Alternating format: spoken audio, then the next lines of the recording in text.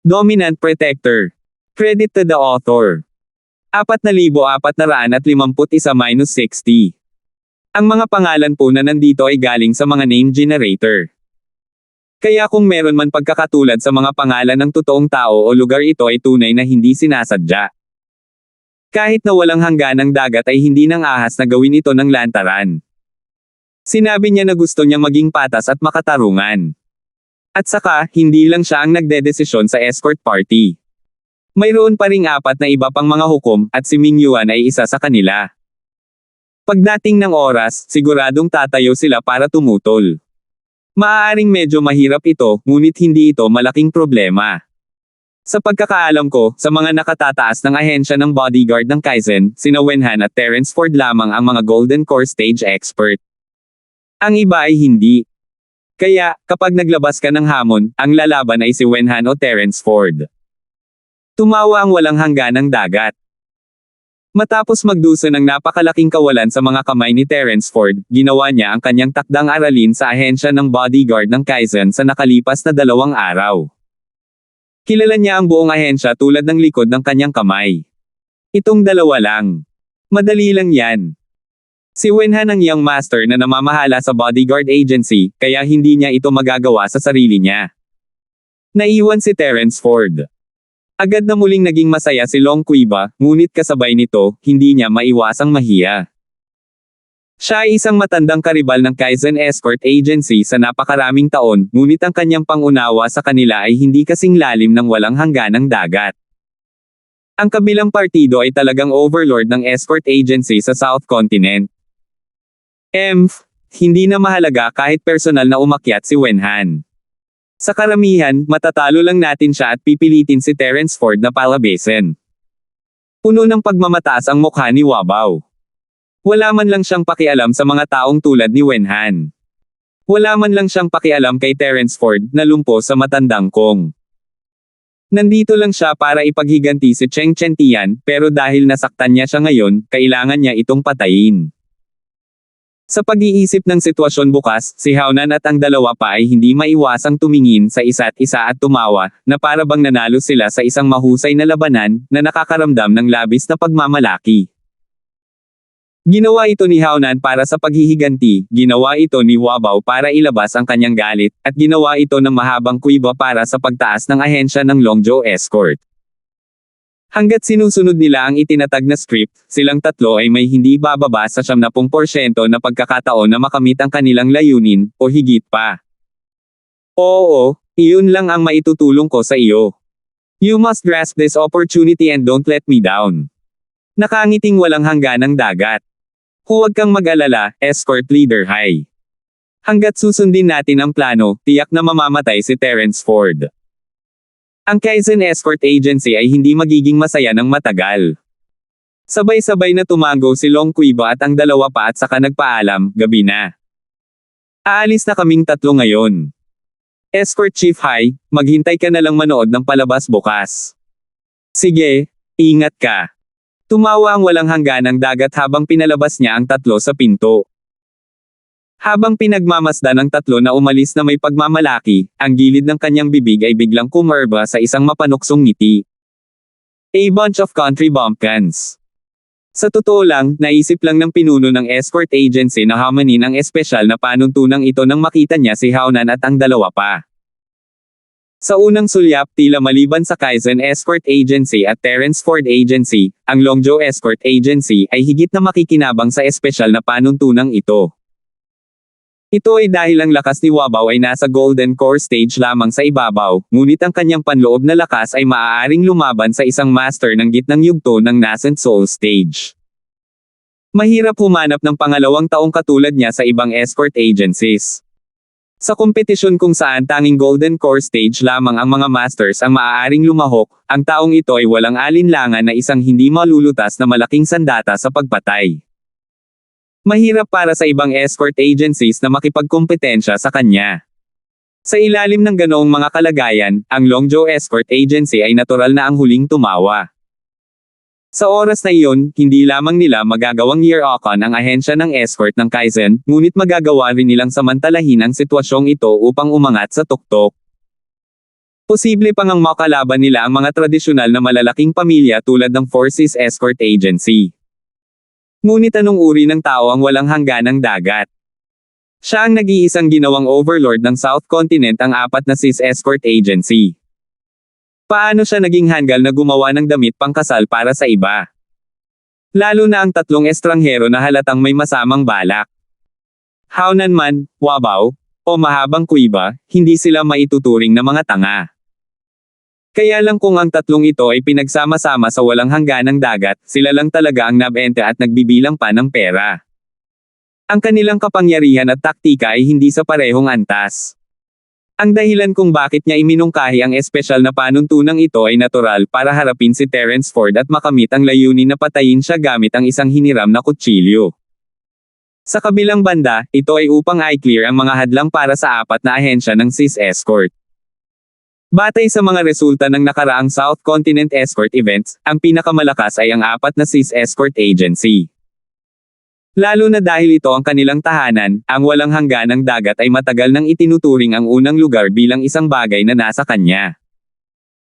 Gayunpaman, hindi kailanman naisip ng walang hangganang dagat na ang torneo ay biglang mawawala sa kanyang kontrol mula sa ikalawang round, hanggang sa punto kung saan ito ay umunlad sa ganitong mahirap na sitwasyon. Nang makitang nalalapit na ang huling round ng kompetisyon, halatang wala siyang ibang pagpipilian kundi gumamit ng matapang na gamot. Sa huli, nagkataon lang na dumating ang grupo ni Hauna na tatlo.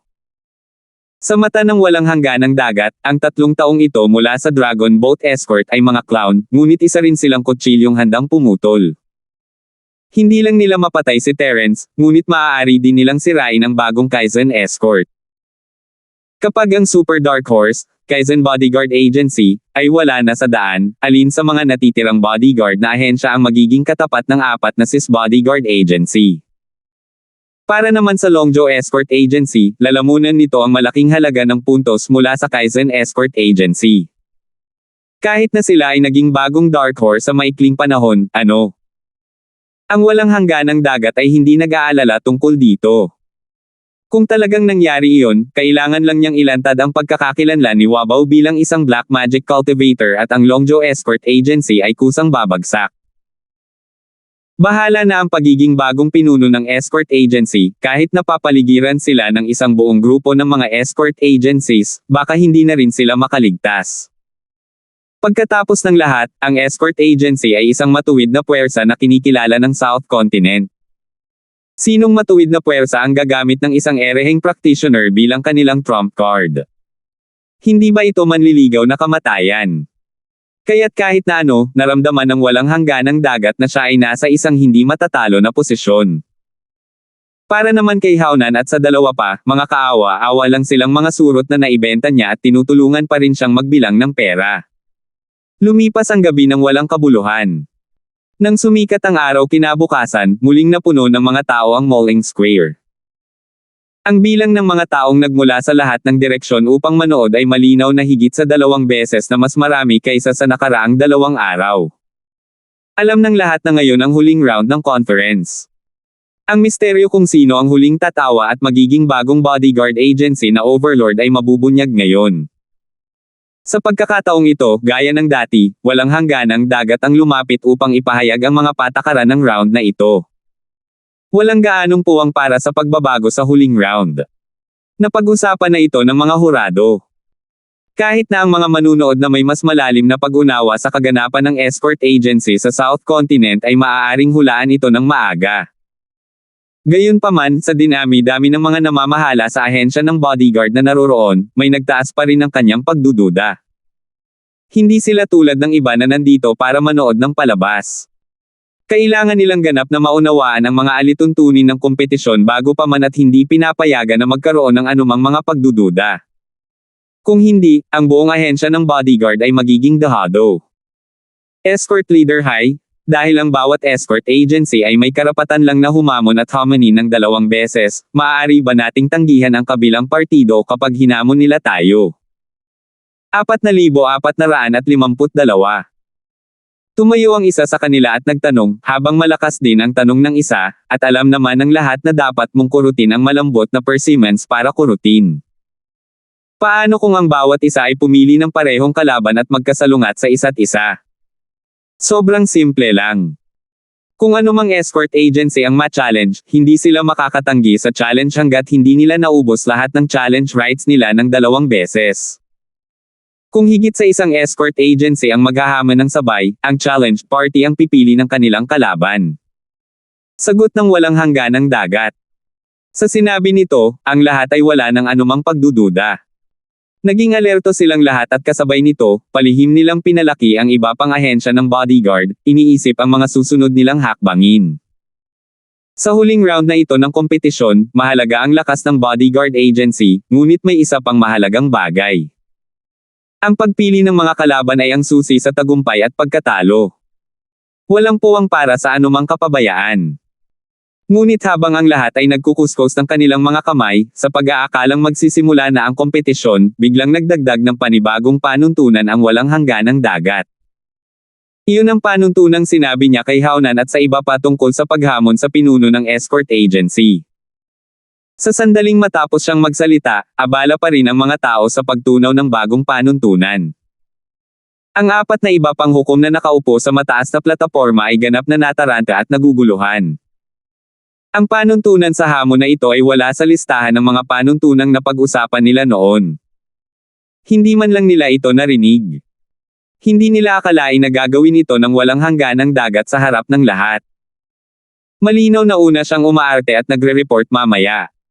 Sa ganitong paraan, naisip ng lahat na ito ay resulta ng pinagsamang talakayan ng mga hukom.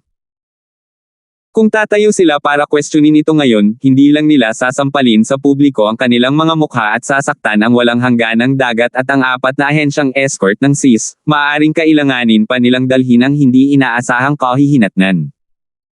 Kung ang kaganapan ay nawala sa kontrol dahil dito, walang sino man ang kayang kumuha ng panganib. Sa pag-iisip tungkol doon, kahit na si Buffen at ang iba ay may mga pangit na ekspresyon, pinigilan nila ito. Pagkatapos ng lahat, ang karagdagang panuntunan sa hamon na ito ay hindi nagdulot sa kanila ng anumang pagkawala at maaaring maging isang pagkakataon. Maliban sa Kaizen Escort Agency, ang iba pang 5 malalaking escort agencies, kabilang ang 4 na SIS Escort Agency, ay walang anumang high-level na Golden Core Stage Cultivator. Lahat sila ay tradisyonal na mayayamang pamilya. Ang lakas ng isang Golden Core Stage Cultivator ay itinuturing na karaniwan o mas mababa pa sa average sa mga ahensya ng escort. Hindi man lang nila makumbinsi ang masa, kaya paano sila magiging mga high-level leaders tulad ng mga escort leaders. Bilang resulta, ang walang hangganang dagat ay biglang nagdagdag ng bagong panuntunan sa hamon. Hanggat wala silang ginagawang kalokohan, natural na hindi sila mawawala ng puntos. Sa kabaligtaran, kung mahahanap nila ang mahihina, maaari silang makakuha ng dagdag na puntos. Sa madaling salita, sila ay nasa posisyon upang makinabang mula dito, kaya bakit hindi? Sa gitna ng karamihan, tanging ang ekspresyon ni Ming Yuan ang nagbago pagkatapos niyang marinig ang buong kwento. Ang iba pang 5 escort agencies ay walang anumang Golden Core Stage Senior Executives, ngunit ang kanyang Kaizen Escort Agency ay mayroon. Kung hindi man lang maamoy ni Ming Yuan ang pagsasabuatan sa likod ng biglaang paggalaw ng walang hangganang dagat, kung gayon siya ay magiging napakabagal. Sa katunayan, ang unang pumasok sa kanyang isipan ay ang walang hangganang dagat na pinupuntirya ang ahensya ng bodyguard ng Kaizen. Hindi naman magiging masama kung may limitasyon ang bilang ng mga hamon, ngunit ang problema ay malinaw na sinabi ng walang hangganang dagat na maaaring hamanin siya ng sinumang kalahok, at walang limitasyon sa bilang ng mga hamon. Kitang-kita ang masasamang intensyon sa likod nito. Ang ahensya ng bodyguard ng Kaizen ay mayroon lamang Wenhan at Terence, at sila lang ang 2 tao na kayang harapin ang hamon. Bagamat kakaunti ang mga Golden Core Stage Cultivator na maaaring tumugma sa 2 ito, hindi nakayanan ng Tiger ang isang grupo ng mga lobo. Ang kanilang chi ay mauubos isang araw. Kumpiyansa sila na kaya nilang manalo sa unang 2 o 3 round, ngunit paano ang iba? Walang limitasyong mga hamon. Kung talagang ginawa nila ito, hanggat pagod silang 2, ang iba pang ahensya ng bodyguard na tumitingin sa kanila ay maaaring magpatuloy na hamanin sila hanggang sa matapos ang pulong. Hindi mahalaga kung mag-away sila ng isang buong araw. Hanggat hindi nila napatay ang dalawa, ang iba pang mga ahensya ng escort ay maaaring magpatuloy na hamanin sila at makakuha ng mga puntos mula sa kanila. Sa kasong iyon, gaano man kalaki ang bentahe ng Kaizen Escort Agency dati, ang mga puntong ito ay hindi magiging sapat upang mabayaran ang mga pagkalugi. Si Ming Yuan, na nasa entablado, ay naisip na ito. Natural, naisip din ito ni Wenhan, na nasa ibaba ng entablado. Higit pa rito, siya ay 100% sigurado na ang plot na ito ay hindi nakatutok sa kanya, ngunit kay Terence Ford. Ang pinakamataas na puno sa kagubatan ay tiyak na masisira ng hangin. Dati, si Terence Ford ay nasa limelight sa panahon ng kompetisyon ng mag-isa. Ginawa niyang super dark horse ang Kaizen Escort Agency at tinapakan ng 4 na sis escort agency sa ilalim ng kanyang mga paa. Matagal nang galit ang walang hangganang dagat dahil sa kahihiyan. Ngayong bigla niyang ginawa ito, sino pa ba ang kanyang target maliban kay Terence Ford? Itong taong ito ay nagsasabing patas at makatarungan, ngunit ang panuntunan ng hamon na ito ay malinaw na nakatutok sa atin. Gusto niya na tayo ay mapagod sa kamatayan sa pamamagitan ng paghahalinhinan. Hindi siya maaaring makipagkompetensya ng patas, kaya ginamit niya ang gayong kasuklam-suklam na pamamaraan. Napakasama. Hindi napigilan ni Wenhan ang pagngangalit ng kanyang mga ngipin. Hindi alam ni Wenhan na sa mata ng kabilang partido, hindi na nila kailangan pang humalili sa pakikipaglaban. Kailangan lang nila si Wabaw para alagaan siya at si Terence Ford. Hanggat iniwan nila ang isa na buhay, maaari silang magsaka ng mga puntos kung ano ang gusto nila. Walang makakapidyaw sa kanila. Ang mga ekspresyon na, pagtingin sa mga hukom, ang walang hangganang dagat ay dapat na idinagdag ang panuntunang ito sa huling minuto. Ang lalaking ito, hindi ba siya masyadong walang ingat? Hindi napigilan ni Terence na sumimangot. Bukod sa lahat, ang lugar na ito ay puno ng pagsasabwatan. Hindi maganda ang pakiramdam na matarget. Tama. Bakit walang sinabi si Dad tungkol sa isang malaking bagay? Bulong ni Wenhan. Bago niya matapos ang kanyang pangungusap, biglang tumayo si Ming Yuan sa entablado. Isa siya sa 5 judge kung tutuusin. Paanong hindi siya makaganti kapag nahaharap sa gayong malisyosong mga alituntunin? Si Ming Yuan ay hindi duwag. Escort leader high, parang may imperfection sa challenge rules para sa leader ng escort agency. Kailangan dagdagan. Tumikim si Ming Yuan at sinabing. Biglang nagkagulo. Nagkatinginan ang lahat ng may pagkalito. Dati, ang mga taong in charge ng bodyguard agency ang nagtanong nito. Bakit kay Ming Yuan na ang maghusga sa pagkakataong ito? Isa siya sa mga gumagawa ng panuntunan ng laro. Paanong hindi niya malalaman? Sa isang sandali, ang mga tingin ng lahat ay naging mapagnilay-nilay. Napansin na ng mga matatalino na may kakaiba dito. Oh! May tutol ba si Chief Escort Chi? Nagtaas ng kilay ang walang hangganang dagat. Alam niyang hindi papayag si Ming Yuan na matalo at tiyak na gagantay siya. Gayunpaman, nakapaghanda na siya ng dahilan, kaya hindi na siya nag-alala. The point of unlimited challenges is a little too rigorous for the competition of the grand meeting. Madali para sa mga tao na makahanap ng butas. Kung may mga opportuniste na sasamantalahin ito para makakuha ng mga puntos na walang kabuluhan, saan ang pagiging patas ng grand meeting? Matuwid na tanong ni Ming Yuan. 4,453. Ngayon na ang mga bagay ay dumating sa ito, alam niya na ito ay hindi makatutuhanang ganap na tanggihan ang panuntunang ito. Ang tanging magagawa na lang niya ngayon ay minimize ang negative side sa kanya. Mga punto ng pagsasaka. Ang walang hangganang dagat ay nagkunwaring tumawa at umiling. Escort Leader Chi, masyado kang maraming iniisip.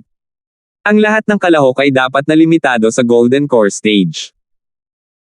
As a higher-up of the escort agency, kung hindi mo matalo ang kalaban na kapareho ng level at mababawas pa ang mga puntos mo, masyado kang incompetent, di ba? Ano ang punto ng pagpapanatili ng isang walang kakayahan na mataas na antas na tagapamahala? Magandang bagay para sa lahat ng ahensya ng escort na tanggalin ang basurang ito sa lalong madaling panahon. Sobra ang mga salita ng escort leader high. Kung ito ay limitadong bilang ng mga one-on-one na laban, kung gayon walang masasabi tungkol sa pagkatalo. Gayunpaman, kung ito ay isang tag team battle, kahit gaano ka kalakas, sa huli ay mapapagod ka. Kung hindi mo man lang masisiguro ang pagiging patas, kung gayon ano ang silbi ng kompetisyong ito. Malamig na tumawa si Ming Yuan. Nang makitang tumango ang lahat, hindi maiwasang mabigla ang walang hangganang dagat. Muli siyang tumingin kay Ming Yuan. Hindi niya akalain na ang lalaking ito na dating martial artist ay magkakaroon talaga ng ganitong matatalas na salita. Oh! Sa sobrang agitated mo, baka nasira ang interes ng pamilya mo at natatakot kang maging breakthrough point ng iba ang Golden Core Stage higher-ups ng Kaizen Escort Agency. Isa ito sa 5 pinakamalaking escort agencies, bakit hindi ka kumpiyansa? Tanong ng walang hangganang dagat na may interes. Escort Leader High, masyado kang nag-iisip. I'm just purely judging the matter as it is. Kailangan kong gampanan ang tungkulin ko bilang judge. Matigas na sagot ni Ming Yuan. Okay, since you put it that way, I'll take the matter as it is. Ang layunin ng lahat ng kompetisyong ginaganap ng mga escort agencies sa South Continent ay para subukan at pahusayin ang lakas ng mga major escort agencies. Anumang sitwasyon na maaaring ma-encounter sa totoong mundo ay maaaring isama sa kompetisyon. Ito ang prinsipyo. Sigurado akong wala kang anumang pagtutol, Chief Chi. Sabi ng walang hangganang dagat. Hindi, umiling si Ming Yuan. Kung gayon, tatanungin kita, kapag nagde-deliver ng mga kalakal ang Kaizen Escort Agency mo, sunod-sunod bang aatakihin ka ba ng mga pirates at mga bandido? Hindi naman sila makatuwiran para pag-usapan ang one-on-one fight kasama ang iyong mga bodyguard at magdesisyon kung sino ang mananalo sa isang round, hindi ba? Walang hangganang dagat ang nanunuya. Nagtawanan ang audience. Sino ang magninais na maging isang pirata kung sila ay makatwiran? Let alone one match to decide the outcome, even one-on-one was nonsense. Palagi nilang binubuli ang iilan gamit ang mga numero. Ito. Biglang nabulunan si Ming Yuan.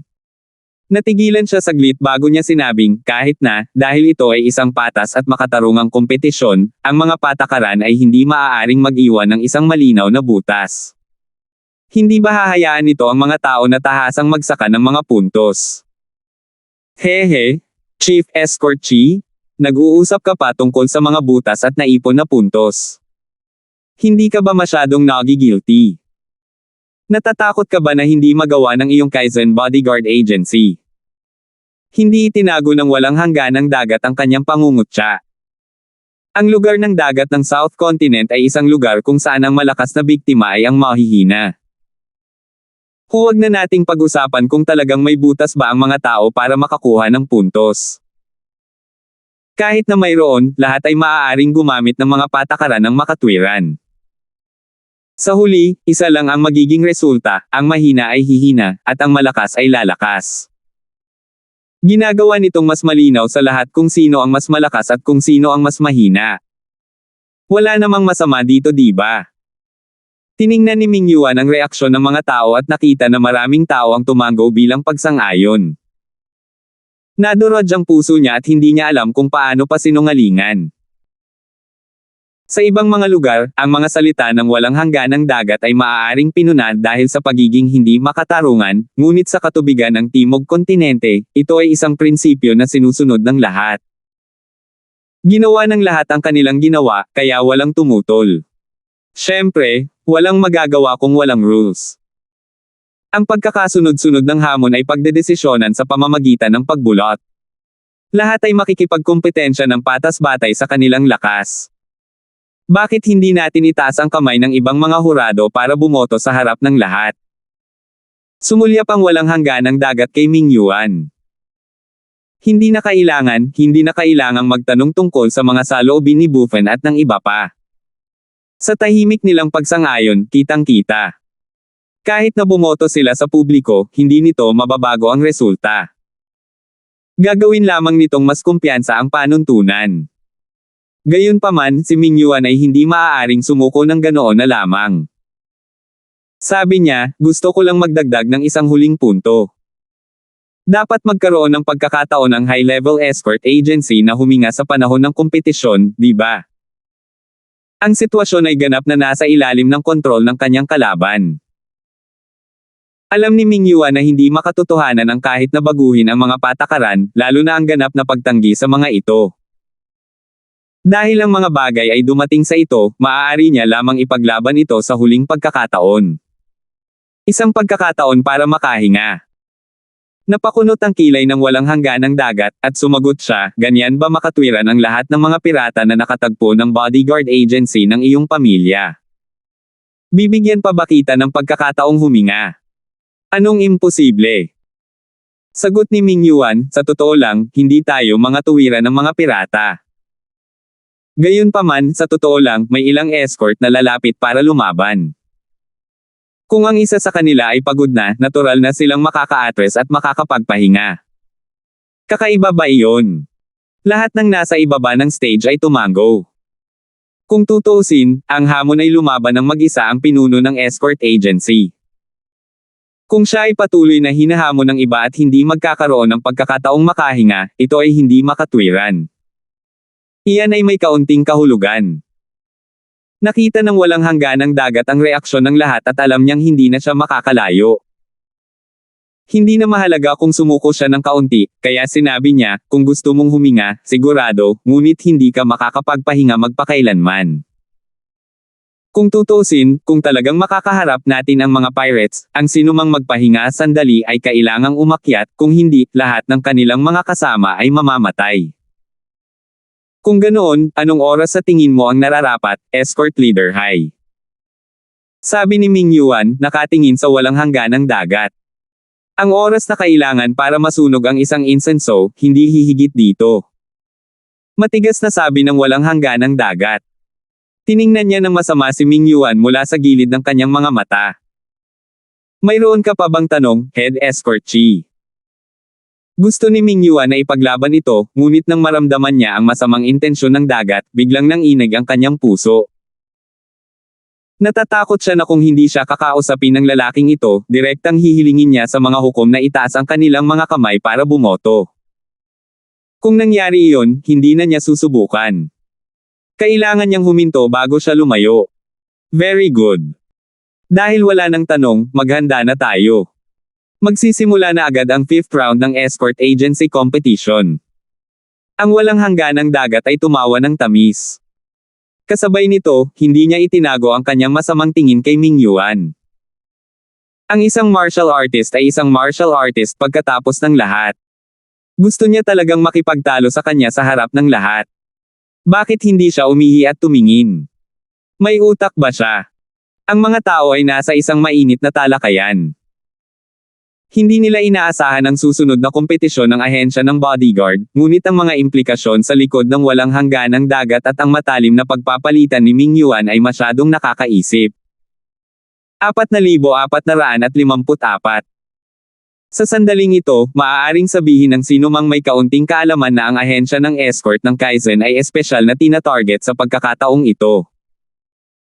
Ang hamon para sa pinuno ng ahensya ng escort ay halos ginawa para sa ahensya ng escort ng Kaizen.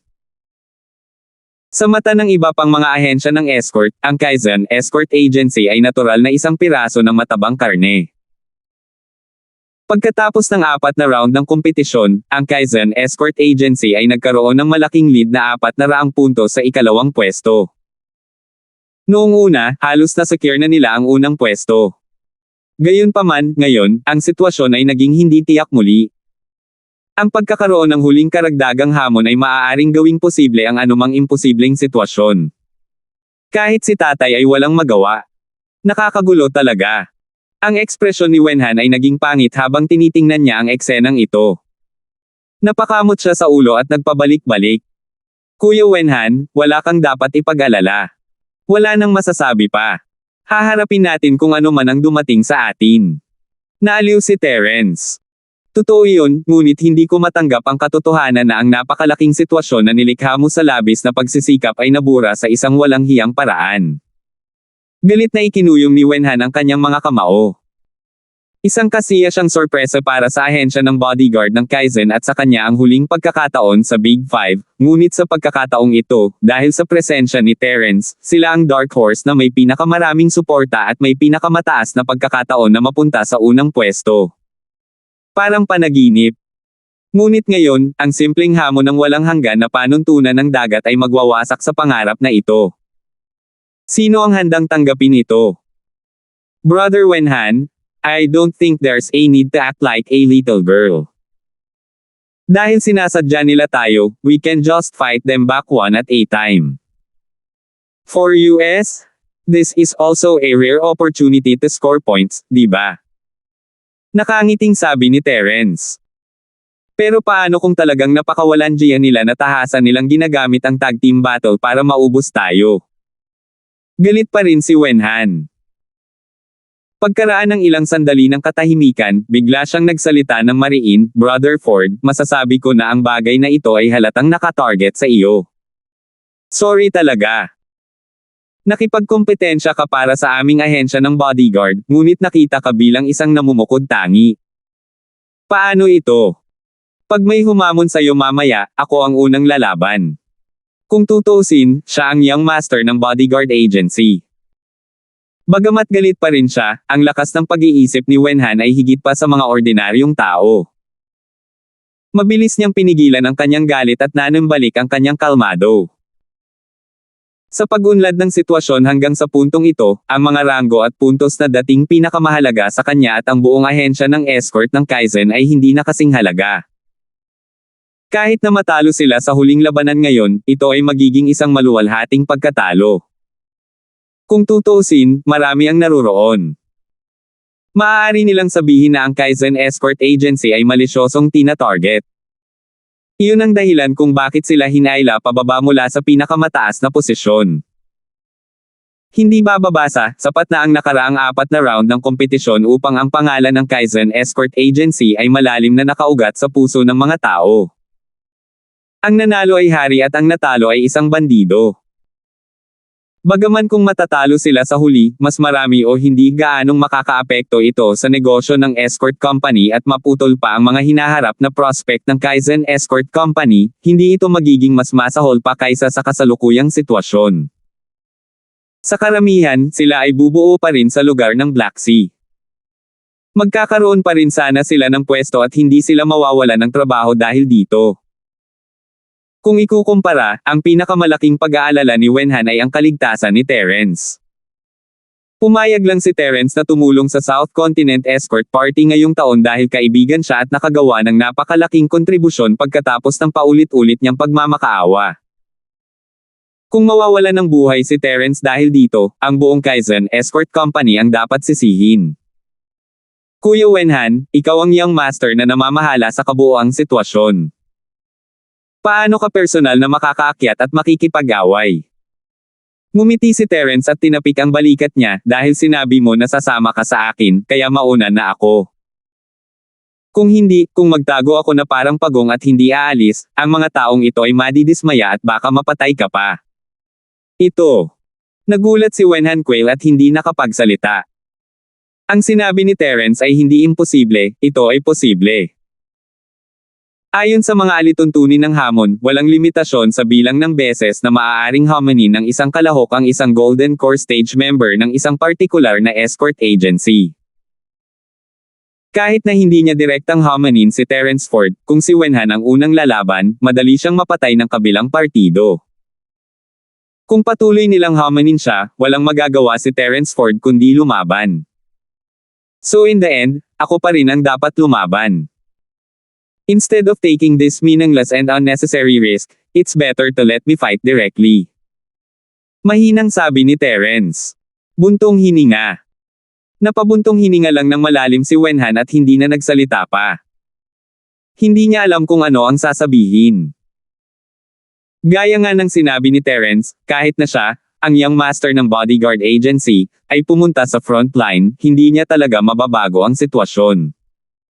Ano na kayang gagawin niya ngayon? Si Wenhan ay nakasimangot, ngunit si Terrence, na nasa mata ng bagyo, ay tila ganap na kalmado. Sa katunayan, pagkatapos marinig ni Terence ang walang hangganang mga patakaran ng dagat, ang una niyang reaksyon ay hindi nag-aalala. Sa halip, masaya siya. Sa lakas ni Terence, bagamat isa lamang siyang mid-stage na Golden Core Cultivator sa ibabaw, siya ang pinakamalakas na Golden Core Cultivator na ganap na nakalusot. Sa lahat ng kanyang makapangyarihang trump card, sapat na upang sabihin na hindi siya magagapi sa mga Golden Core Cultivator. Dagdag pa, si Terence ay hindi katulad ng ibang mga masters, hindi niya kailangang mag-alala na maubusan ng enerhiya, at ang espasyo ng Jade ay may walang katapusang supply ng purong enerhiya.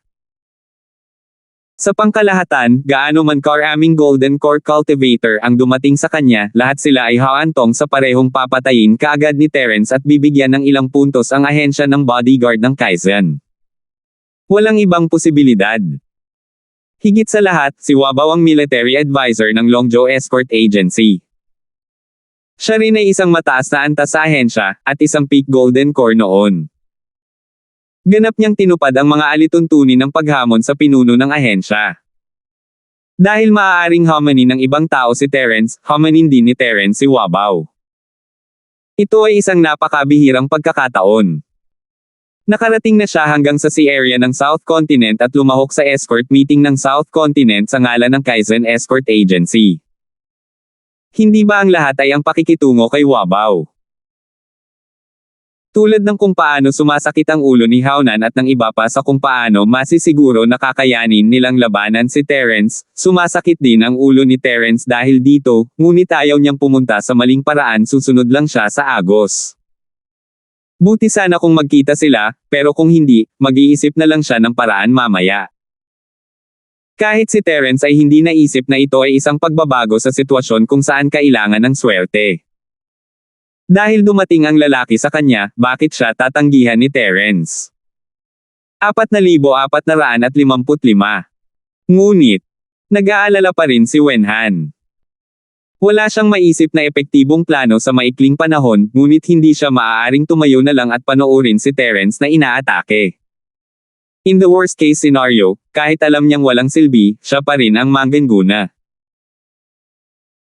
Kahit na ang ibig sabihin nito ay ipagpalit ang kanyang buhay para sa kanya, bilang niyang master ng Kaizen Bodyguard Agency, kailangan niyang ipaalam sa lahat na ang mga tao ng Kaizen Bodyguard Agency ay hindi papayag na sino man ang mag-provoke at mangbuli sa kanila.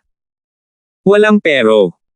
Walang pag-aalinlangan na sumabad ni Terence. Sa halip na mag-alala ng hindi kailangan, Kuya Wenhan, mas mabuting huminahon ka at isipin ang nalalapit na kompetisyon ng ahensya ng bodyguard. Iyon ang dapat mong gawin. Sige. Pag-uusapan natin to pagkatapos ng bodyguard agency competition. Agad na nabaling ang atensyon ni Wenhan. Gaano man kadelikado ang hamon para sa pinuno ng ahensya ng escort, ito ay isang bagay para sa hinaharap. Ang pinakamahalagang bagay ngayon ay kung paano haharapin ang kompetisyon ng escort agency. Isinasantabi ang huling karagdagang hamon na medyo kontrobersyal, ang ika-5 round ng escort agency competition ay ang highlight ng escort agency event sa South Continent. Hindi lamang nito matutukoy ang mga puntos at ranggo, ngunit ang tunay na lakas ng bawat ahensya ng escort ay maibubunyag din sa lahat sa round na ito ng kompetisyon. 5 laban sa 5. Ang panuntunang ito ay karaniwang kapareho ng unang round ng tribute robbery. Ang pinagkaiba lang ay may mas kaunting tribute at iba ang paraan ng pagmamarka. Mabilis na nagsuri si Wenhan. Tama. Bagamat pareho lang ang time limit, hindi ito binibilang-bilang puntos. Depende kung sino ang may pinakamaraming tao na nabubuhay. Ang mananalo ay kukuha ng 100 puntos mula sa natalo. Parang hindi naman malaking pagkakaiba, ngunit sa mga partikular na diskarte, iba ito. Kailangan nating gumawa ng ilang mga pagsasaayos. Tumanggo si Terence. Tama, Kuya Ford, dalubhasa ka sa larangang ito. Pakikinggan kita kung ano man ang iniisip mong dapat kong gawin. Mapakumbabang tanong ni Wenhan. Paano ako naging eksperto dito? Ang swerte ko lang. Hindi napigilan ni Terence ang tumawa, nag-iinarte lang siya bilang coach sa isang kapritsyo, at ngayon ay tinatrato na siya na parang pro. Kuya Ford, hindi mo kailangang maging mahinhin. Ang record ng labanan ay naruroon. Ito ay hindi masasagot na ebidensya. Walang silbi ang pagiging mahinhin. Nakita na ng lahat, tama ba? Sigaw ni Wenhan sa mga bodyguard sa tabi niya. Tama. Tumango ang lahat bilang pagsang-ayon. Ang paggabay ni Terence sa unang round ay napaka-epektibo, at ang mga resulta ay hindi masama. Lalo na kung ikukumpara kay Wenhan, na siyang young master ng sekta. Halatang mas magaling ang dalawa. Para sa lahat, hindi lang ito isang papuri. Ito ay isang malaking pakinabang. Ayon sa unang round ng pagnanakaw, kung si Terence ang namamahala, kahit kalahati sa kanila ay mabubuhay. Ngunit kung si Wenhan ang namumuno, hindi bababa sa kalahati sa kanila ang mamamatay. Nagkaroon ng malaking pagkakaiba sa pagitan ng pagdating at pagpunta. Para sa mga kalahok na bodyguard, ito ang pagkakaiba ng buhay at kamatayan. Ha! Sige! Sige! Sige! Sumuko si Terence sa ilalim ng nasa sabik na mga tingin ng lahat, gagawin ko ang lahat para makabuo ng plano para sa lahat. Ito ay dapat na maayos, tama ba? Lahat ng bodyguards ay agad na naghiyawan at nagtatalon sa tuwa, na inaakit ang mga sidilong sulyap ng mga tao sa kanilang paligid. Nagkatinginan sila at nag-isip, maling gamot ba ang ininom nitong mga lalaki mula sa Kaizen Bodyguard Agency? Hindi pa nga nagsisimula ang laban at advance na silang nagdiwang. Brother Ford, mabilis na sabihin sa amin kung paano namin haharapin itong escort agency competition. Naiinip na tanong ni Wenhan. Mayroong dalawang aspeto. Ang sparring ay isang aspeto, at ang pagpaplano sa labas ng larangan ay iba. Sa ilang lawak, ang huli ay maaaring mas mahalaga kaysa sa una, dahil ang una ay isang taktika lamang, habang ang huli ay isang diskarte. Hindi na sinubukan ni Terence na itanggi ito at sinuri ito para sa lahat. Nagkatinginan ang lahat, ang iba ay tumatango-tango na parang naiintindihan, ngunit ang iba ay lubos na naguguluhan. Ang ibig sabihin ni Kuya Ford ay ang pinakamahalagang bagay ay gamitin ng husto ang karapatang humamon ng 2 beses at ang karapatang humani ng 2 beses. Naunawaan kaagad ni Wenhan. Tama. Ang plano sa labas ng larangan ng digmaan ay tumutukoy sa pangkalahatang sitwasyon. Kung magagamit natin ng husto ang 4 na pagkakataong ito, makakakuha tayo ng 2 beses sa resulta sa kalahati ng pagsisikap at gumawa ng inisyatiba. Kung hindi, ito ay medyo mahirap. Tumango si Terence. Noon lamang naunawaan ng lahat ang mga patakaran ng escort tournament. Isinaad lamang nito na ang bawat escort agency ay may karapatang humamon ng 2 beses at 2 beses na humamon. Gayunpaman, walang paghihigpit sa kung sino ang maaaring unang magbigay ng hamon o kung sino ang maaaring magbigay ng hamon kung kanino. Sa madaling salita, ang lahat ng ito ay nasa escort agency na magpasya. Sa kasong iyon, ang tubig sa bagay na ito ay napakalalim. Para sa ahensya ng bodyguard ng Kaizen, walang gaanong masasabi tungkol sa paghamon ng 2 beses. Maaari lamang nilang tanggapin ang hamon ng walang gaanong pagpipilian. Gayunpaman, kung paano gamitin ang 2 karapatan sa paghamon, kailangan nilang planuhin ito ng mabuti. Sino ang hinahamon natin? Kailan mo ako gustong hamanin? Agad na nahawakan ni Wenhan ang susi sa problema. Tama. Hanggat kaya nating harapin ang 2 pangunahing problemang ito, natural na malulutas ang lahat. Puri ni Terence. Hindi napigilan ni Wenhan na mahulog sa malalim na pag-iisip. Ang 2 tanong na ito ay tila hindi mahirap, ngunit kung susundin niya ang kanyang sariling tren ng pag-iisip, mayroon lamang 2 diskarte. Ang isa ay konserbatibo, at ang isa ay radikal. Kung sila ay mas konserbatibo, natural nilang pipiliin ang mga mahihina. Hanggat hinahamon nila ang mahihinang escort agencies, sa lakas ng Kaizen Escort Agency, maaari nilang garantiya ang 2 tagumpay. Para sa natitirang 2 beses, kailangan na lang nilang bumukas ng todo at lumaban sa abot ng kanilang makakaya. Sa ganitong paraan, sa unang 2 tagumpay sa ibaba, kahit na matalo sila sa susunod na 2 laban, maaari nilang masiguro na hindi sila mawawala ng anumang puntos sa round na ito ng escort agency competition. Dahil sa malaking kalamangan na kanilang naipon mula sa nakaraang 4 na round, kahit na ang pangalawang pwesto na Divine Wind Escort ay nanalo sa lahat ng 4 na round, makakakuha lamang sila ng 670 puntos sa pinakamaraming, nakapareho ng Kaizen Escort Agency. Sa madaling salita, ang pinakamasamang resulta pagkatapos ng 5 round ng kompetisyon ay ang makatabla sa Divine Wind Escort para sa unang pwesto. Walang hindi katanggap-tanggap tungkol doon. Ito ang pinakakonserbatibong diskarte. Bilang karagdagan, mayroong isa pang mas radical na diskarte, na hindi hamanin ang maliliit na ahensya ng escort, ngunit direktang hamanin ang mga pangunahing ahensya ng escort na maaaring magdulot ng banta sa kanya, tulad ng pangalawang ranggo ng Divine Wind Escort Agency. Kapag nanalo siya, siya ang mauuna ng walang anumang suspense. Siyempre, ang lahat ay may mga kalamangan at kahinaan. Kung siya ay nabigo, kailangan niyang pasanin ang panganib na maabyute ng mga elite escort company. Hindi lamang niya mapanatili ang unang pwesto, ngunit maaaring hindi rin niya makuha ang pangalawa o pangatlong pwesto. 4,456.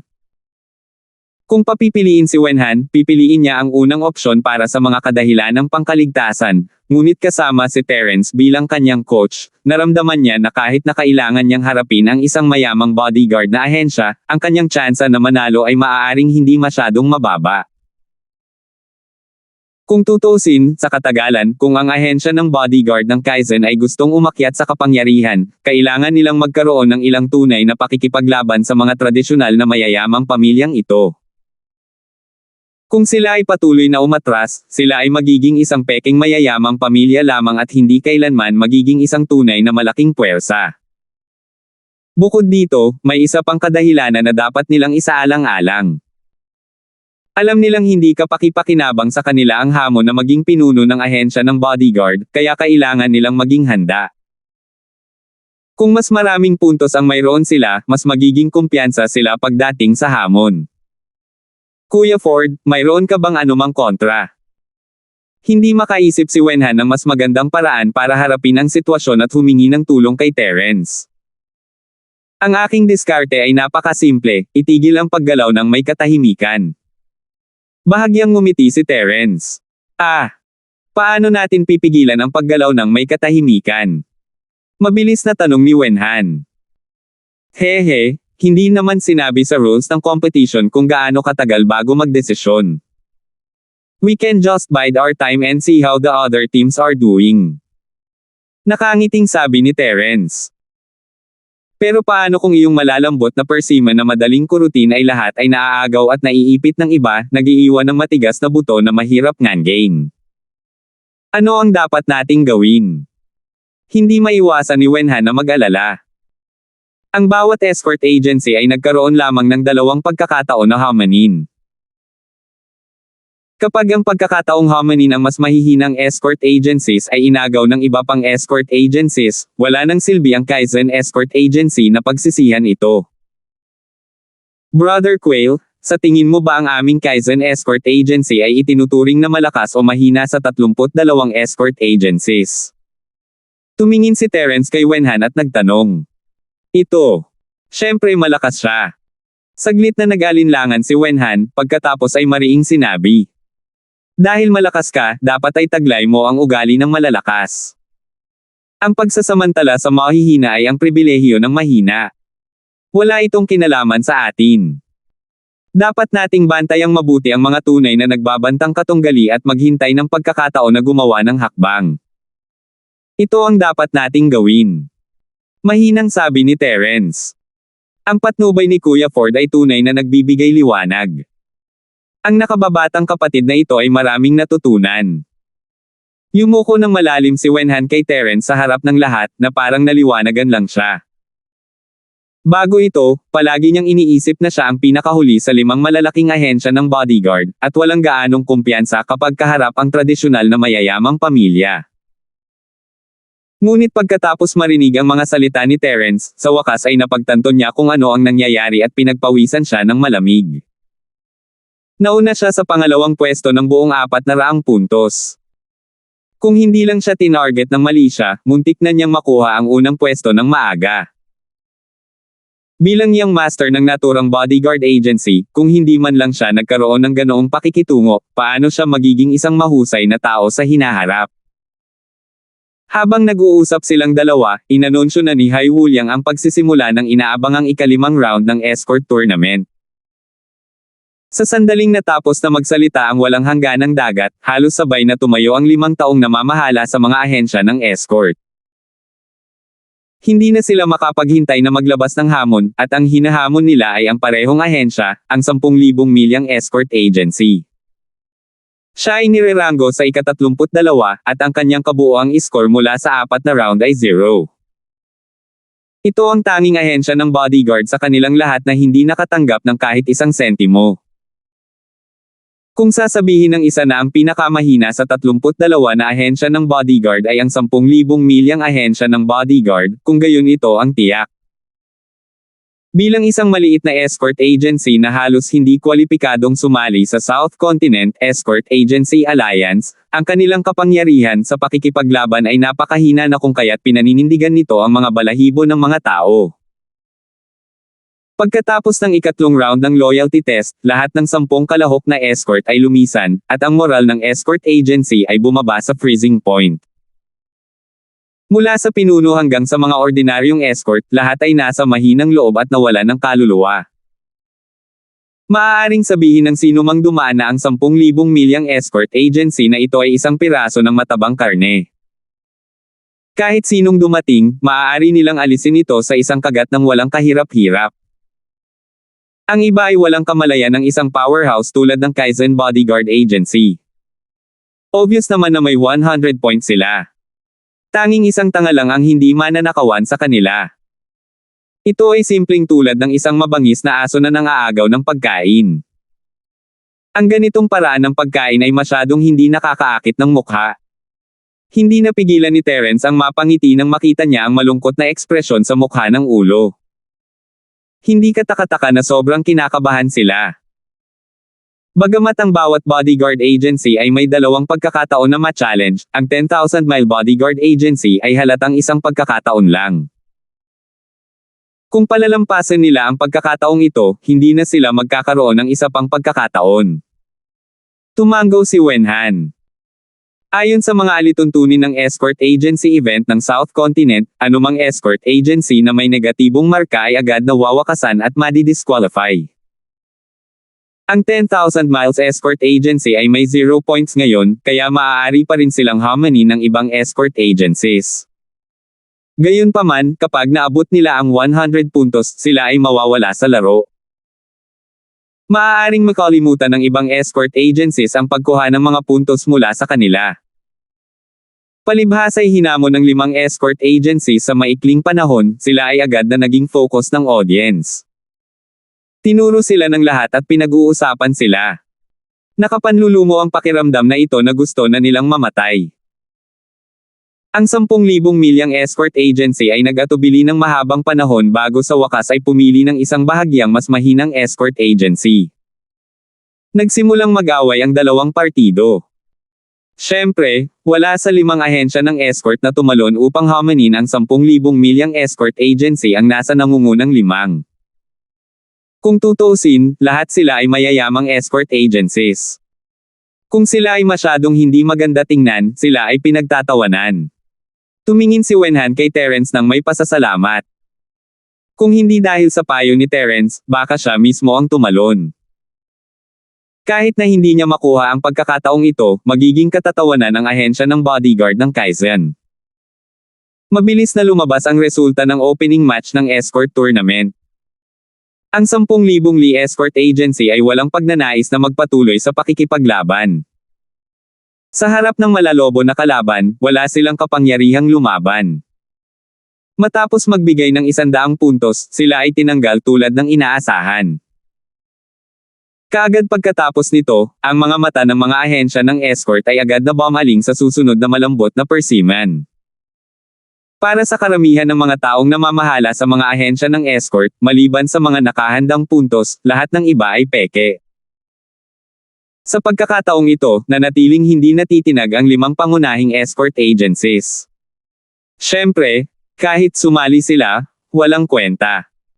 Maliban na lang kung sila ay baliw, kung hindi, hindi sila pipiliin ng mga sikat na escort agencies na ito bilang kanilang mga kalaban.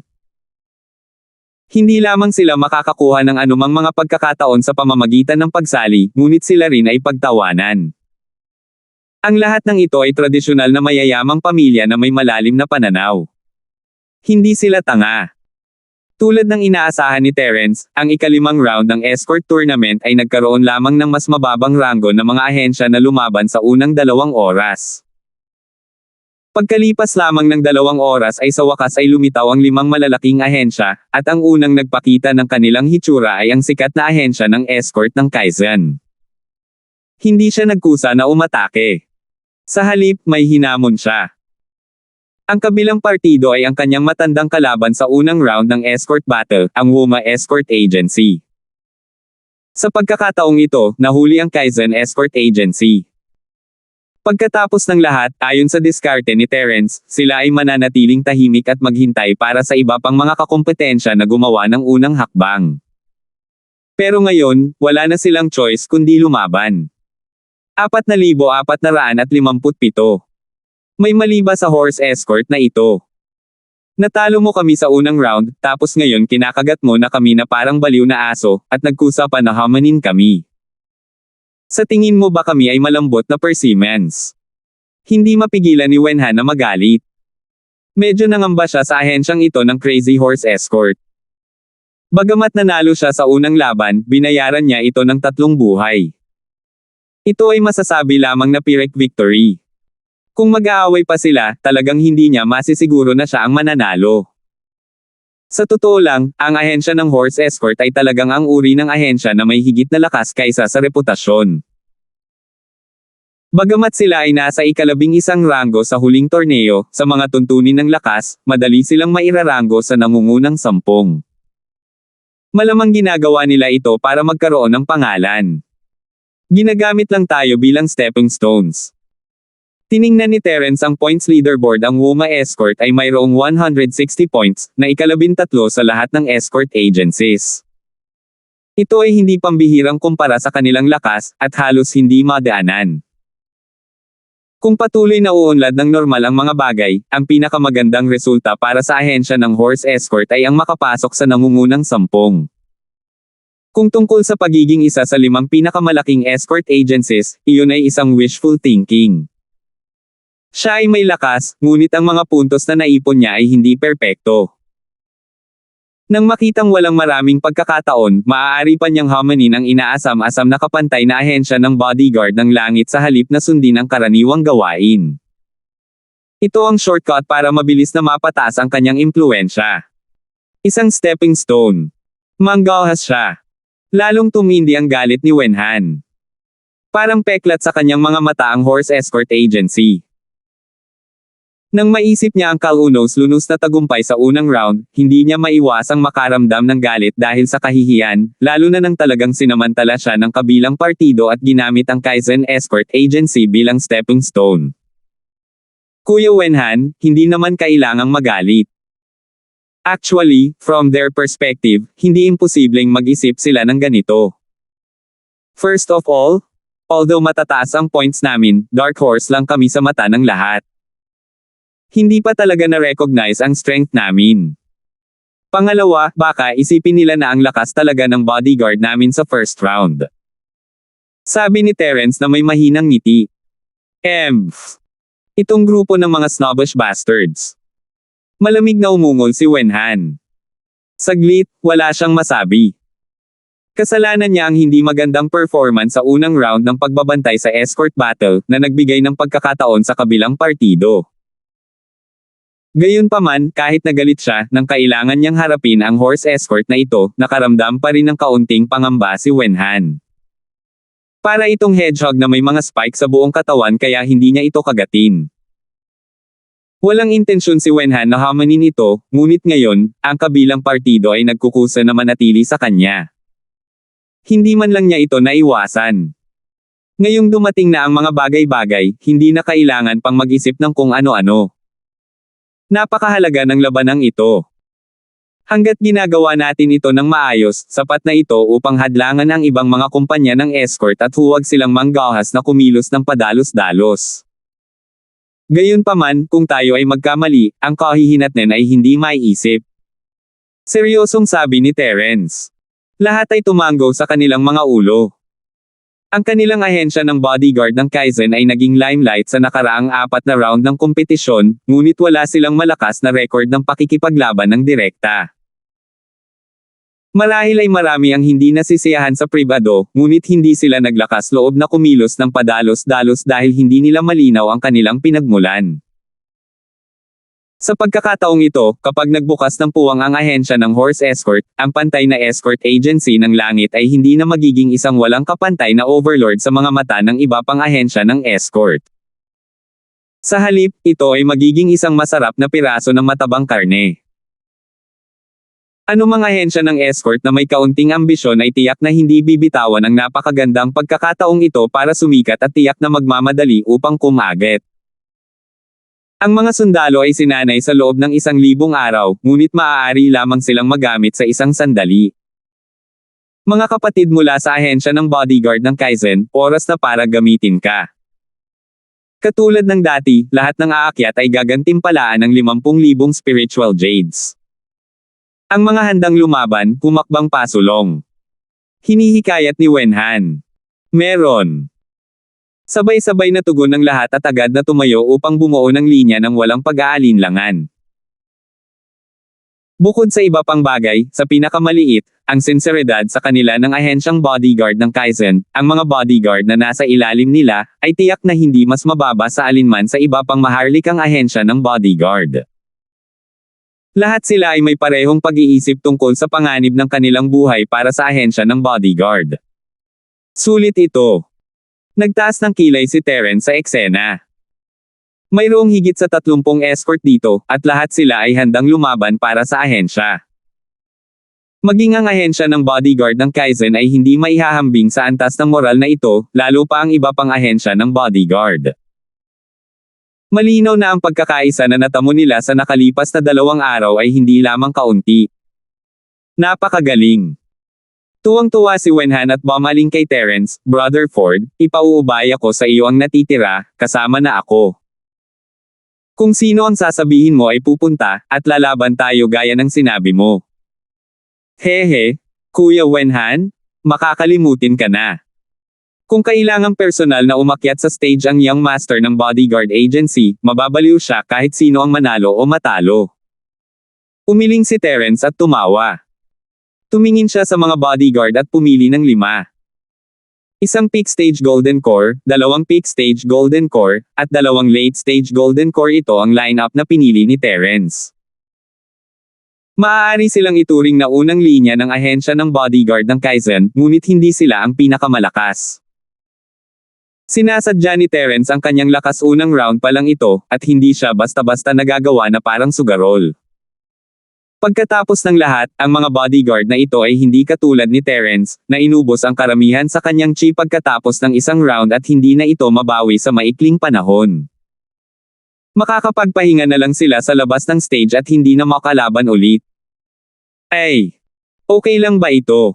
Tanong ni Wenhan sa mahinang boses.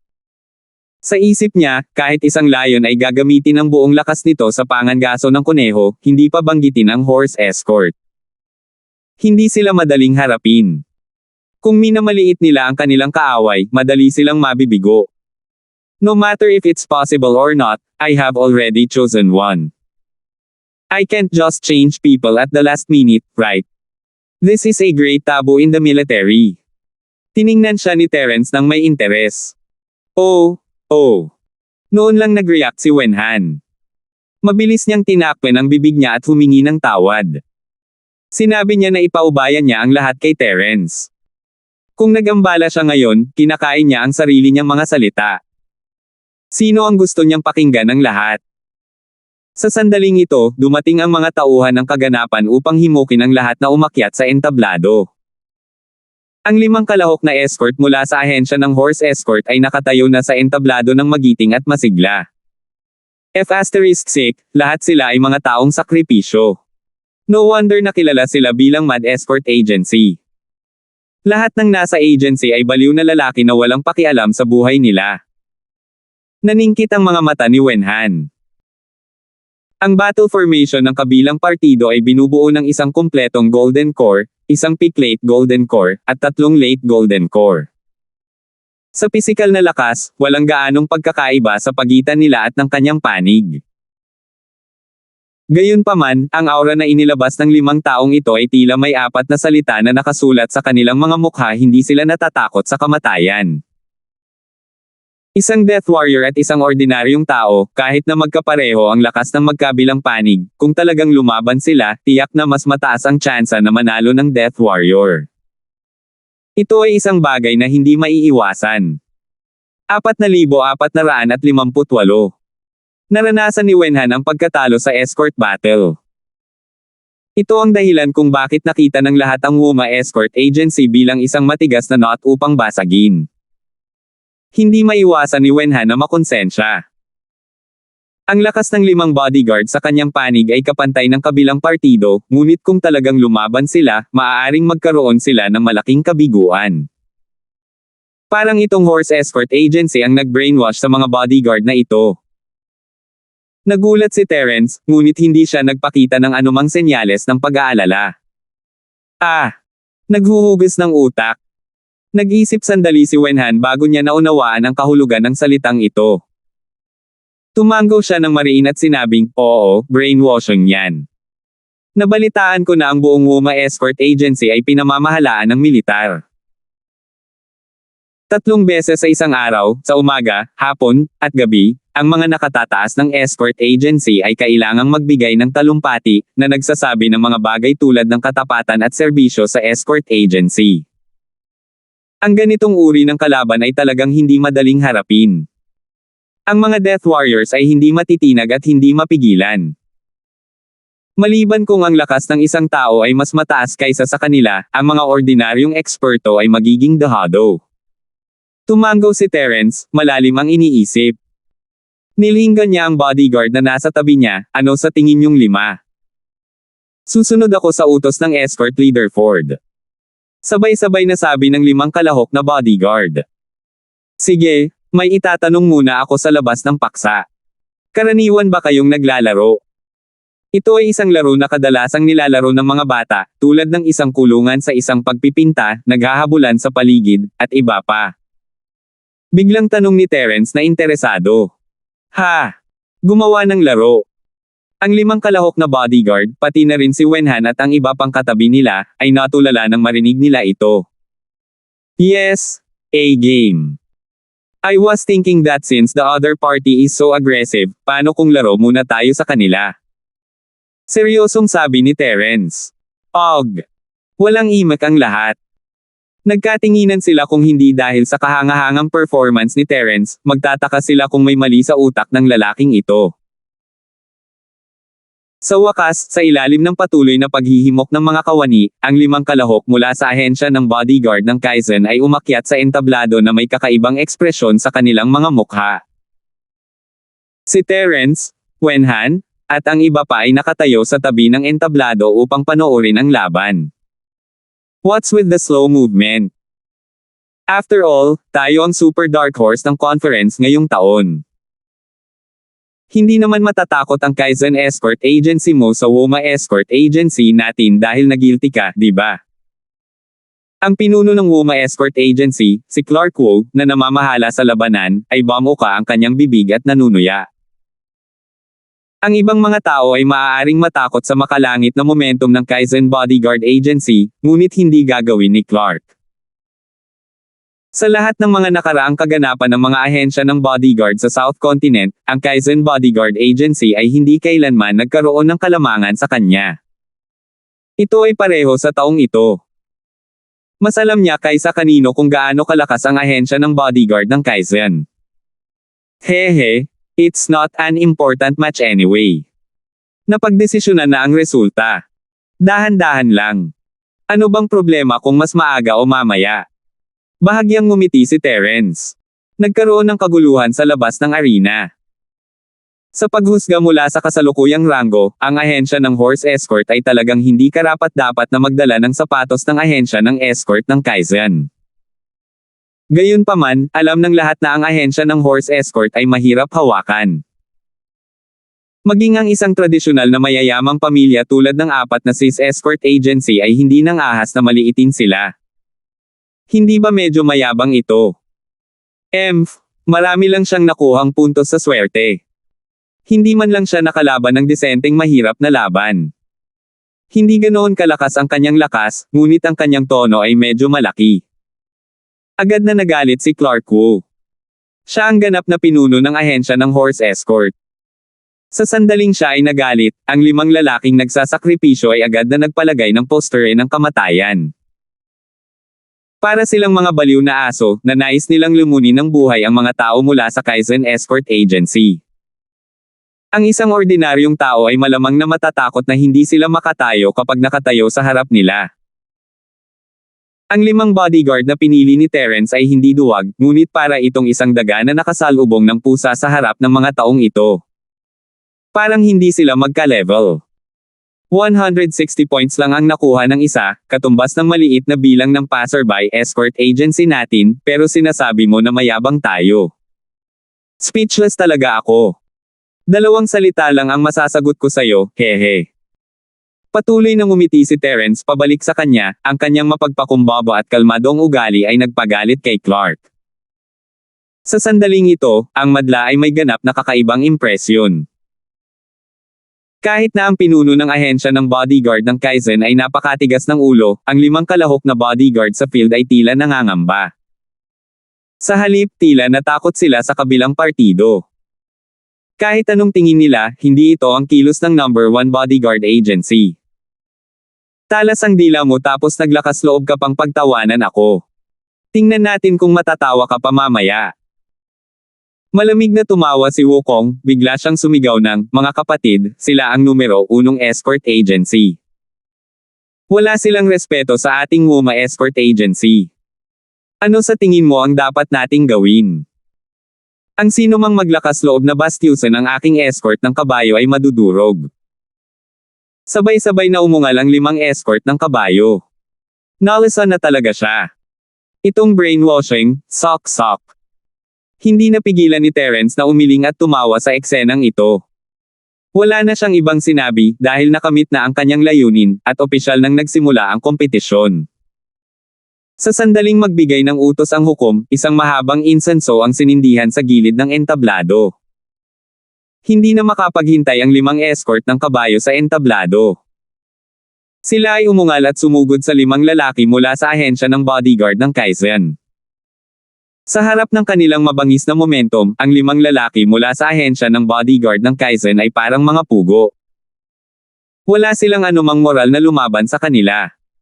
Hindi naman talaga pwedeng second-rate na kumpanya ang Kaizen Bodyguard Agency, di ba?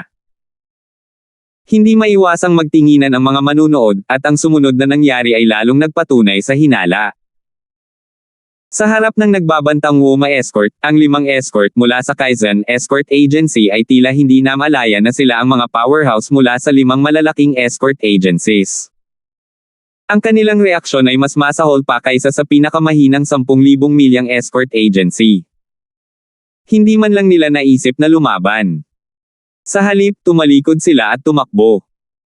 Nagkagulo ang buong lugar, kabilang ang walang hangganang dagat at ang iba pa. Maging si Ming Yuan mismo, na hindi alam ang nasa loob na kwento, ay nabigla. Hindi lang niya tinanggap ang hamon, tumalikod din siya at tumakbo. Ito ang kauna-unahang escort agency event sa South Continent. Ang tanging nakakaaliw ay ang 5 lalaki mula sa Kaizen Escort Agency ay mayroon pa ring kahihiyan. At least, hindi agad sila nakatakas sa ring. Sa halip, tumakbo sila para sa kanilang buhay sa ring. Kung gagawin nila, sila ay ituturing na wala at matatalo, at ang labanan ay magtatapos doon at pagkatapos. Ganun pa man, tulala pa rin ang mga tao nang makita ang magulong sitwasyon sa ring. Ang 5 Kaizen escort ay hinahabol sa paligid ng ring ng escort na si Wuma. Lahat sila ay tumatakas na parang mga daga na ang kanilang mga kamay sa kanilang mga ulo ay walang anumang pagtutol. Mahina lang sila. Haha, nasabi ko na. Kaizen Escort Agency is nothing more than this. Marunong lang silang magsalita pero wala man lang lakas ng loob na makipag-away. Mga daga lang. Tumawa ng malakas si Clark sa ibaba ng stage. 4,459. Medyo kinabahan siya noong una. Bagamat ang unang round ng labanan ay naging sanhi ng matinding pagkatalo sa kabilang panig, natalo pa rin sila pagkatapos ng lahat. Ngunit ngayon, ang pag-aalalang ito ay agad na itinapon sa kanyang isipan. Morale ang pinakamahalagang bagay sa arena ng deathmatch. Kapag nawala ang moral, hindi na makakapagtanghal kahit gaano pa sila kalakas. Sila ay nasa awa ng iba. Anong moral ang iniwan ng ahensya ng bodyguard ng Kaizen sa kasalukuyang estado nito? Kung hindi sila natakot sa parusa ng bodyguard agency, matagal nang nagtaas ng kamay at sumuko ang 5 kalahok na bodyguard. Habang si Clark ay tumawa ng buong pagmamalaki, ang 5 Wuma escort sa eksena ay tila nakatanggap ng lakas sa kanilang espiritu. Bawat galaw nila ay naging mas marahas at mabangis. Si Kaizen, na hinahabol nila, ay parang isang maliit na bangka sa gitna ng malaking alon. Nanganganib siyang mapahamak anumang oras. Ito ay isang nakakatakot na tanawin, at ang isa ay hindi maaaring hindi makaramdam ng kaba para sa kanila. Hehe. Siguradong panalo na ang laban na ito. Hindi man lang aabutin ng kalahating oras ng insenso para mapagpasyahan ang mananalo. Puno ng kumpiyansa ang mukha ni Clark Wu, agad niyang inutusan ang kanyang katulong, bilasan mo at ihanda ang listahan ng pangalan para sa hamon. Pumunta ka sa judging panel at maghintay doon.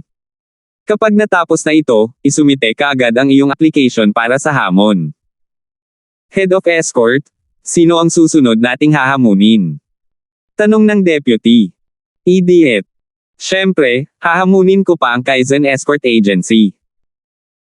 Matagal siyang tinitigan ni Wukong at sinabing may matako na ekspresyon, siya ay isang halatang mahina na madaling makakuha ng mga puntos at gumawa ng pangalan para sa kanyang sarili. Siguradong maraming bodyguard agencies ang maglalaban para hamunin siya mamaya. Hindi natin hahayaan na samantalahin siya ng iba. Oo. Sa wakas ay natauhan na ang deputy at nagmamadaling pumunta upang maghanda. Haha, ito ay isang matalinong hakbang upang hamunin ang Kaizen Escort Agency sa pagkakataong ito. Nakamit mo ang parehong katanyagan at kapalaran. Kung magpapatuloy ito, maaari mo pang abangan ang pagiging isa sa 5 mahusay na ahensya ng escort. Pagmamalaki ni Clark Wu. Napaka-smooth ng sitwasyon na kahit siya mismo ay hindi makapaniwala. Matagal na niyang hiling na maging isa sa 5 pinakamalaking escort agency sa loob ng maraming taon. Sa una, wala talagang pag-asa, ngunit hindi niya inaasahan na ang Kaizen Escort Agency ay talagang magiging isang perpektong stepping stone. Inihatid nila ang kanilang mga sarili sa kanyang pintuan. Inaasahan ni Clark ang kalalabasan ng labanan upang samantalahin niya ang sitwasyon para samantalahin ang katawan ng kabilang partido. Gayunpaman, pagkatapos ng kalahating oras ng insenso, bagamat magulo pa rin ang labanan, wala ni isa sa 5 bodyguard ng Kaizen ang bumagsak.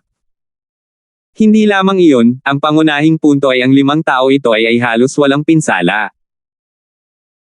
Bilang pinuno ng ahensya ng escort ng Wuma, kahit na gusto ni Clark na gamitin ang Kaizen Escort Agency na parang isang stepping stone hanggang umakyat sa tuktok, ang mga kasanayan sa pagmamasid ay isang bagay na araw na naimahahambing ng mga ordinaryong tao. Nari na siya na may kakaiba dito. Kahit na hindi nila masabi kung ano ang ginagawa ng bahagi ng kabalang, isang bagay ang sigurado.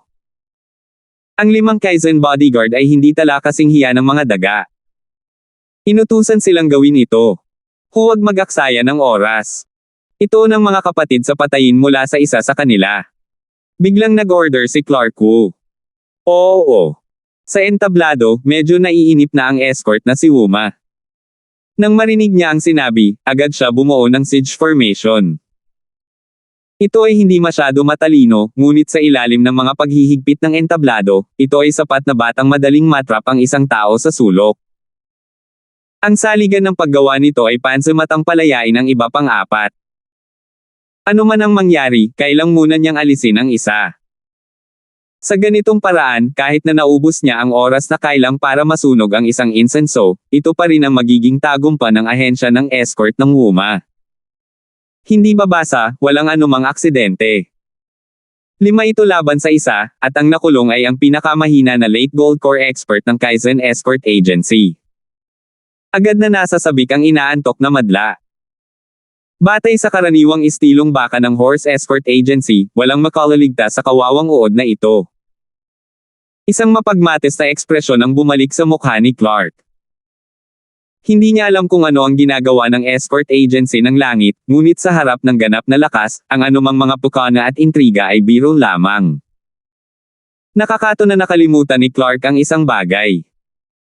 Sa mga tuntunin ng tunay na lakas ng magkabilang partido, ang WUMA Escort Agency ay walang anumang kalamangan.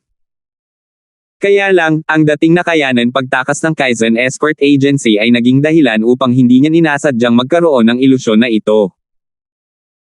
Kahit na wala ang utos ni Terence, ang iba pang 4 na Kaizen Escort na naiwan na walang laman sa entablado ay agad na binago ang kanilang dating duwag na pagtaka at nasabay ng walang mang-alang pag-alang.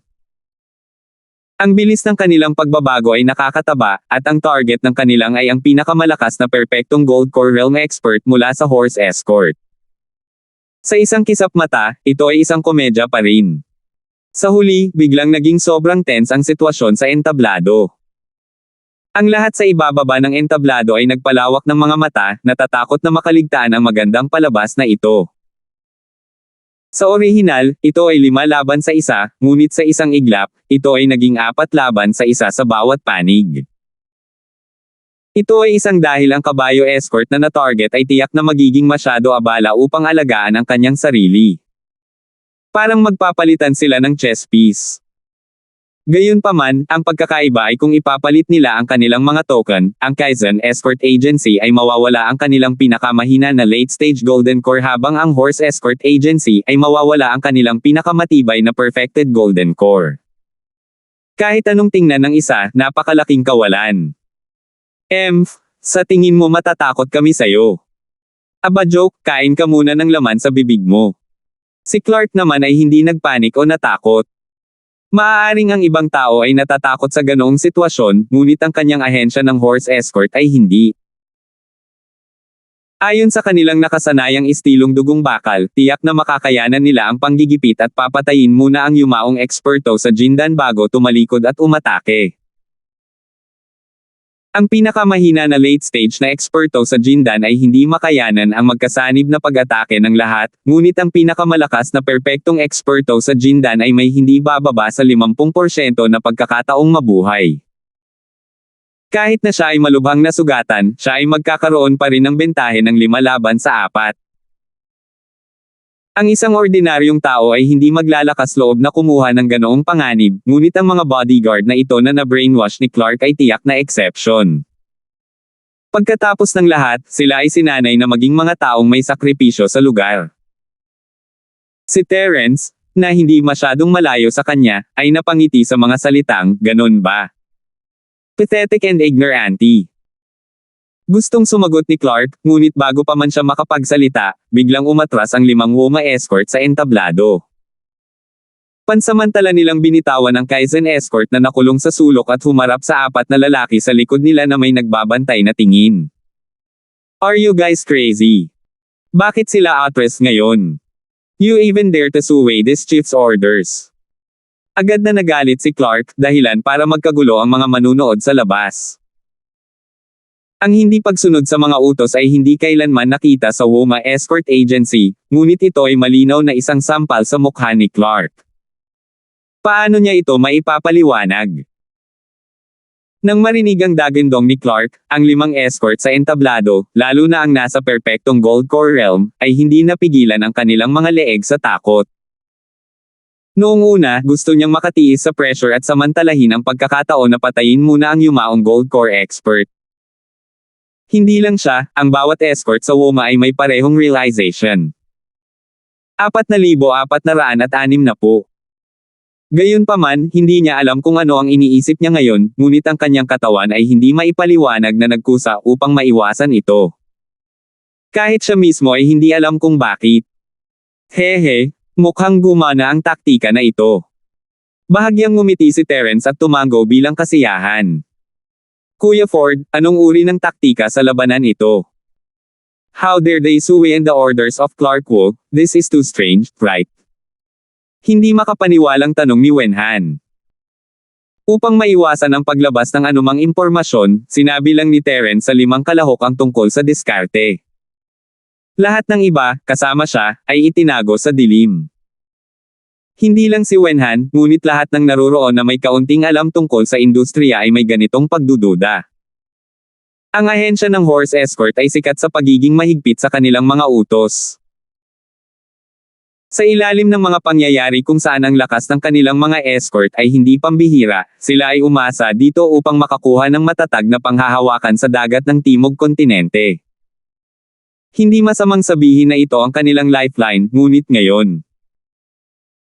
Hindi naman talaga sila naglakas loob na sumuway sa mga utos, pero tulad ng pagpipilit ni Clark na ay brainwash sila, mula pa ngayon lang ay na-brainwash na natin sila, kasing simple lang yan. Nakangiting sabi ni Terence. Naghuhugas ng utak. Biglang naging kakaiba ang ekspresyon ni Wenhan. Paano posible iyon? Kuya Ford, wala ka namang sinabi para ma-brainwash ako diba? Ang paghuhugas ng utak ay hindi nangangahulugang kailangan mong makipag-usap. Kailangan mo lang kumilos. Lahat ng ginawa nating 5 mula pa noong una ay naglalagay ng pahiwatig sa isa't isa, na ginagawa silang hindi malay sa isang pag-iisip. Sabi ni Terence. Anong ideya? Napakamot ng ulo si Wenhan. Brother Chi, kung ikaw ang nasa posisyon ko at hihilingin kang lumaban ng one-on-one na labanan sa isang grupo ng mga nag-aagawan na kalaban, gagawin mo ba ito? Tanong ni Terence. Of course not. Sino ba namang katanga para ipagpalit ang buhay nila sa one-on-one battle kung alam nilang mas mababa sa kanila ang kabilang partido? Walang malay na sagot ni Wenhan. Pagkatapos, hinampas niya ang kanyang hita at sinabing, kahanga-hanga. Napakaganda nito. Kuya Ford, talagang napakatalino mo. Hindi talaga ito napakatalino. Nakita ko na ang moral ng kabilang partido sa simula, kaya hindi magandang lumaban ng direkta. Kaya, nagpasya akong ipakita sa kaaway na ako ay mahina. Kung tungkol dito, ito ay talagang isang hindi inaasahang pakinabang. Nakangiting sabi ni Terence. Ang enerhiya ng isang tao ay mauubos pagkatapos ng ikatlo, at ito ang karanasang naiwan ng mga sinaunang tao. Ginamit ito upang kontrahin ang masiglang mga tao ng pagsasakripisyo ng Woma Escort, at ang psikolohikal na pahiwatig na natitira sa proseso ay gagawing mag-aalinlangan ang Woma Escort. Maging si Terence ay hindi inaasahan na ito ay magkakaroon ng napakagandang anti-brainwashing effect. Hehe, Kuya Ford, hindi mo na kailangang maging mahinhin. Siguradong nakalkula mo na ito, kaya naman nagtakbuhan ang mga kapatid natin sa ganoong kaawa-awang kalagayan ng walang pakialam sa kanilang imahe. Ngayong hapon, sasakit ang ulo ni Kong Long. Ang pagsunod ang pundasyon ng kanilang bodyguard agency. Ngayong masuwayi na ang kanyang mga tauhan, tingnan natin kung paano pa siya magiging mayabang. Agad na natuwa si Wenhan. Hindi naman sa masuwayin sila, pero mukhang hindi naman sila ganoon kamasunurin. Pagtatama ni Terence. Imposibleng ganap na suwayan ng Woma Escort Agency ang utos ni Clark. Pareho din, tumawa si Wenhan at naiinip na sinabi, ano ang susunod nating gagawin? Oras na ba para gawin ito ng sabay-sabay? Hindi pa ito ang oras. Bahagyang umiling si Terence. Mukhang mayroon silang psikolohikal na kalamangan, ngunit ito ay malayo sa sapat. Ang escort ng Woma ay hindi isang madaling target, kung tutuusin. Kung pinilit nila sila ngayon, maaari itong magdulot ng backlash at magkaroon ng kabaligtaran na epekto. Sige, sabi niya. Nangangati ang puso ni Wenhan, ngunit dahil binigyan niya ng buong autoridad si Terence, natural na hindi siya magsasabi ng kahit ano. Gagawin lang niya ang sinabi ni Terence. Bastard. A bunch of bastards. Binaliwala mo lang ba ang mga salita ko? Gusto mo bang bumalik at tanggapin ang parusa sa pamilya? Bilasan mo at magtulungan para patayin ang isa. Galit pa rin si Clark. Nang marinig ng 5 escort ng kabayo ang mga salitang bates ng pamilya, agad silang nanginig at hindi na nang ahas na mag-antala pa. Mabilis nilang itinapon ang lahat ng mga nakakagambalang kaisipan na lumitaw sa kanilang mga isipan at muling ginamit ang kanilang lakas upang kabkuban ang Kaizen escort sa sulok. Siya pa rin ang late Golden Core Stage escort. Kasabay nito, ang 4 na pantay na escort ng langit, na nawala ng laman, ay ibinaling ang kanilang atensyon sa pinakamalakas na tao sa kabilang panig, ang perpektong gininto ang Core Realm. Katulad ng dati ang sitwasyon. Patayin siya. Patayin. Natakot si Clark Wu na may mangyari muli, at sumigaw siya ng malakas. Kasabay nito, inihanda na ng iba pang 4 na Heavens Escort ang kanilang makapangyarihang martial skills. Nasa string na ang arrow, at sa kritikal na sandali, ang grupo ng mga escort ng kabayo, lalo na ang nasa Great Circle ng Golden Core Stage, ay nag-alinlangan sandali. Gayunpaman, sa ilalim ng malupit na pang-aabuso ng kapangyarihan ni Clark, sa wakas ay hinanda nila ang kanilang mga sarili at sumalakay. Maaari ka nang bumaba. Biglang nag-utos si Terence, at nang ang grupo ng mga escort ng Woma ay maglulunsad ng kanilang buong lakas na pag-atake, ang nakulong na escort na si Kaizen ay tumalon sa huling sandali, na naging sanhi ng lahat ng pag-atake upang makaligtaan. Kasabay nito, ito ay ang perpektong Gold Core Realm expert mula sa Horse Escort na inatake ng iba pang 4 na pantay na escort ng langit sa parehong oras. Sa isang sandali ng pag-aalinlangan, siya ay nataman sa kanyang mahahalagang bahagi at namatay sa lugar. Sa isang iglap, tumahimik ang buong lugar, at ang mukha ni Clark Wu ay naging sobrang pangit, kasing itim ng ilalim ng isang palayok. Nawala ng isang late Gold Core expert ang Kaizen Escort Agency dahil ang pagtalon sa arena ay itinuturing na forfeit. Sa kabilang banda, ang Woma Escort Agency ay nawala ng isang perpektong Gold Core expert sa mismong lugar. Isa itong tipikal na diskarte sa kalakalan, ngunit makikita ng lahat na sa pagkakataong ito, ang Woma Escort Agency ay dumanas ng malaking pagkalugi. Matapos ang mahabang panahon, halos masira ang moral ng grupo ng mga horse escort. Kung sila ay nasa mataas na espiritu, hindi sila natinag ngayon, at hindi sila magdadalawang isip at magkamali. Ngunit ngayon, sila ay dumanas ng napakalaking kawalan, lalo na matapos nilalaro ng kabilang partido. Ang kanilang moral ay agad na bumagsak sa ilalim, at sa ilang sandali, sila ay medyo nawala. Upang magmukhang mahina sa kalaban, umatras kapag sumulong ang kalaban, humina ang moral, at talunin ang kalaban sa isang welga. Kapatid na Ford, ikaw ay tunay na sanay sa mga taktika ng militar. Agad na lumiwanag ang mga mata ni Wenhan. Siya ay isang taong alam kung ano ang makakabuti para sa kanya. Kaya naman kitang-kita niya ito ng malinaw. Kung sino pa man ito, malamang hindi nila maiintindihan at iisipin na ito ay mabuti. Iisipin lamang nila na ang ahensya ng bodyguard ng Kaizen ay malinaw na nasa isang malungkot na estado. Paano sila biglang nakakuha ng kapangyarihan? Maaaring ang diskarte ng batang bayani na si Ford sa simula ay ang pagpapalitan ng mga bato. Nagsalita din si Butler Song na kanina patahimik sa gilid. Tama.